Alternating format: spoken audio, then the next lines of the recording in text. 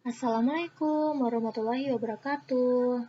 Perkenalkan, saya Tri Rahayu, mahasiswa dari Poltekkes Bakti Setia Indonesia Yogyakarta dari program studi D3 Farmasi. Nah, di sini saya akan mempresentasikan tentang telaah jamu untuk memenuhi penugasan kaitannya dengan ujian praktek fitoterapi.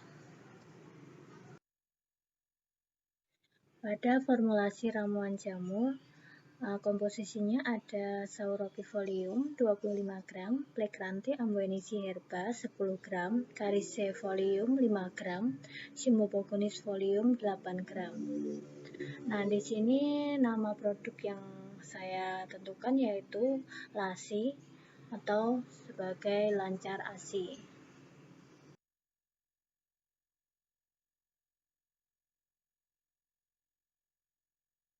Nah, untuk cara pembuatannya cukup mudah, yaitu campurkan semua bahan, kemudian rebus dengan air 5 gelas hingga sisa 2 gelas, lalu saring.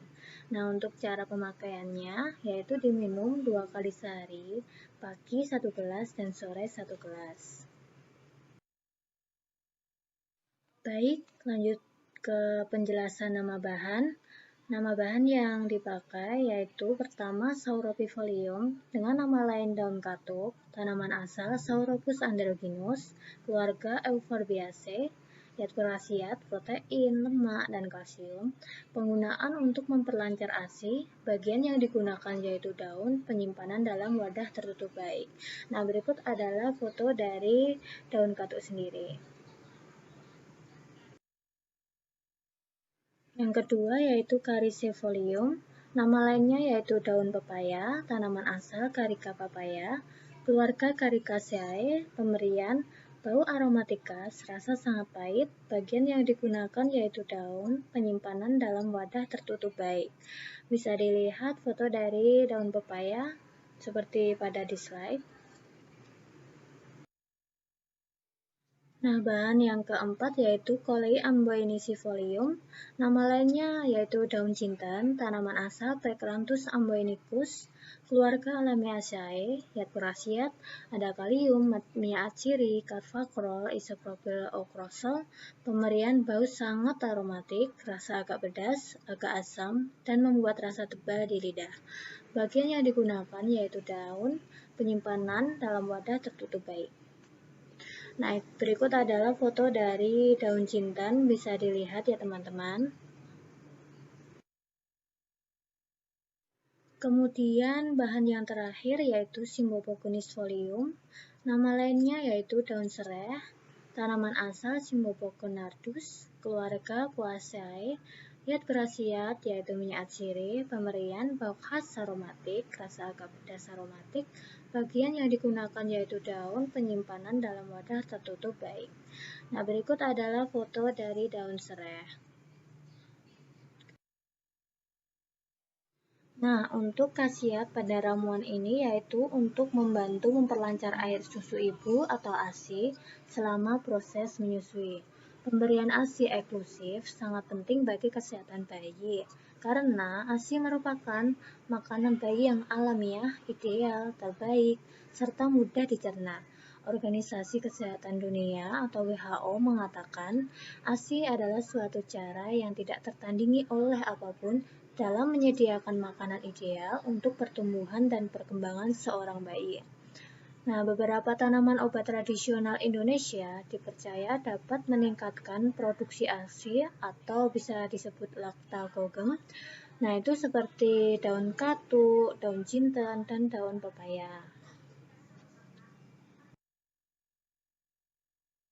Alasan saya memilih bahan dari ramuan jamu ini yaitu bahan yang digunakan sudah pernah diteliti sehingga aman untuk dikonsumsi atau digunakan.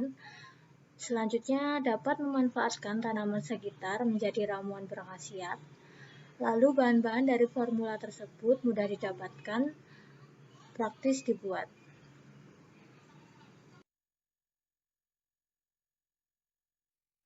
Kita lanjut ke kedudukan, fungsi, atau sifat komponen pada formulasi jamu. Yang pertama yaitu Sauropifolium.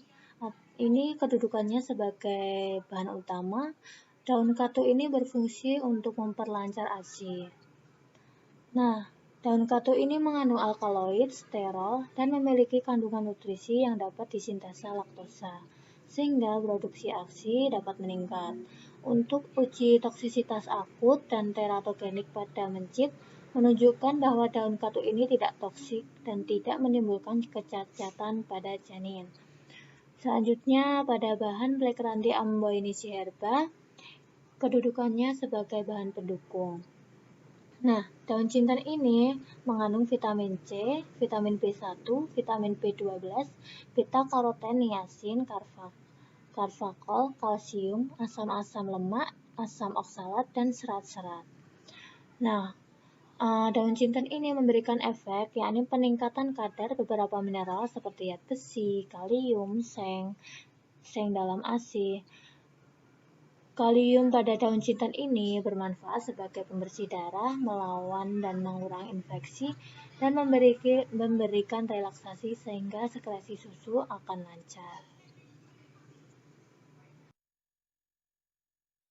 Pada bahan selanjutnya yaitu Carisifolium. Nah, ini kedudukannya sebagai bahan pendukung. Nah, pada daun ini terkandung alkaloid, dehidrokarbain, pseudokarbain, flavonol, benzil, glucosinolat, papain, dan tanin. Nah, selain itu, di daun pepaya ini juga terdapat vitamin seperti kalsium, fosfor, zat besi, beta-karoten, tiamin, riboflavin, niacin, asam ascorbat, dan vitamin E. Untuk bahan terakhir yaitu Cymbopogonus folium. Ini kedudukannya sebagai bahan tambahan. Nah, ini berfungsi sebagai korigen agar bau atau aroma jamu itu tidak menyengat.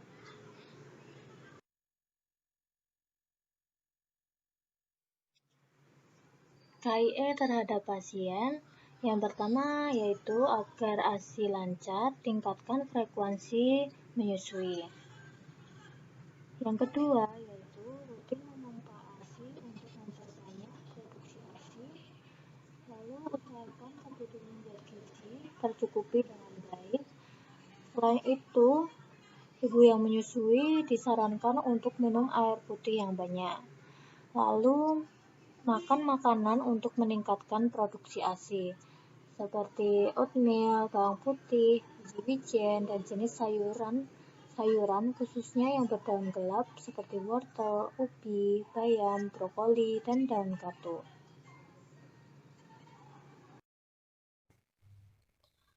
Nah, di sini adalah simplicia yang digunakan pada ramuan jamu lancar ASI. Ada 4 simplicia yang digunakan.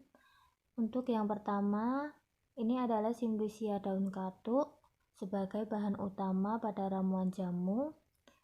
Yang kedua, ini adalah simplicia daun jintan sebagai bahan pendukung, dan ini simplicia daun pepaya sebagai bahan pendukung juga, lalu ini daun serai sebagai bahan tambahan.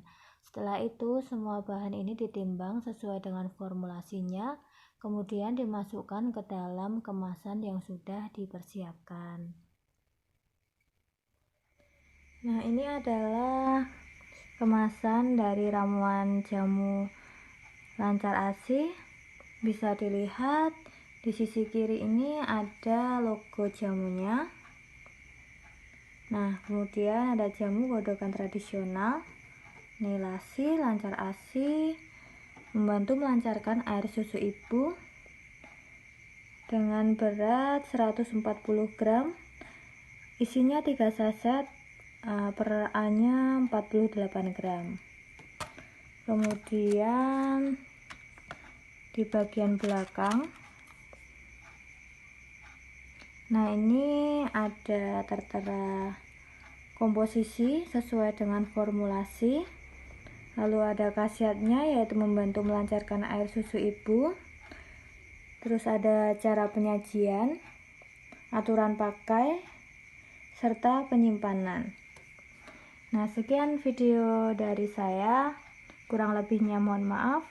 Wassalamualaikum warahmatullahi wabarakatuh. Terima kasih.